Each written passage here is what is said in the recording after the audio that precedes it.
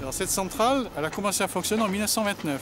Il y a deux installations. Il y en a une qui date donc des années 30 et qui a été, on va dire, fortement endommagée à l'issue de la Deuxième Guerre mondiale.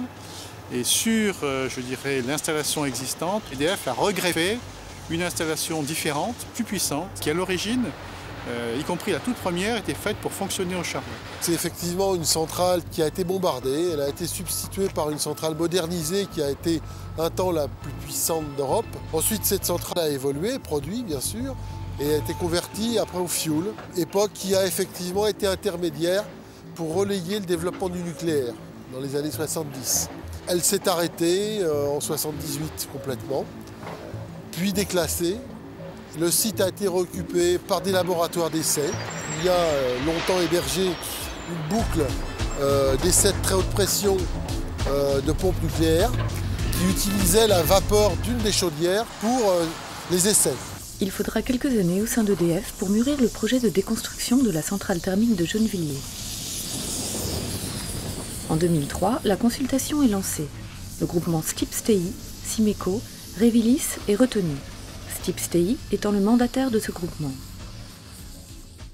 Nous sommes les concepteurs de la démolition.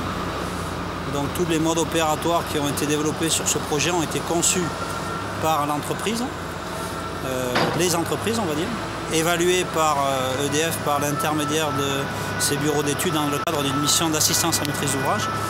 Mais en jargon de la construction et de la déconstruction, nous sommes maîtres d'œuvre.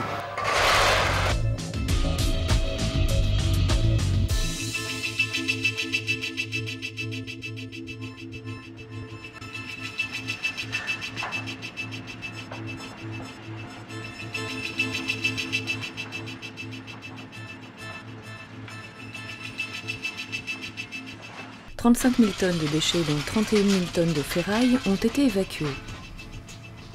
Lors de chaque évacuation, les camions étaient pesés en entrée et en sortie, de manière à pouvoir émettre un bordereau de suivi de déchets qui le suit jusqu'au centre de traitement. Les bétons issus des bâtiments abattus ainsi que de leurs fondations ont été recyclés sur site grâce au parc de concassage.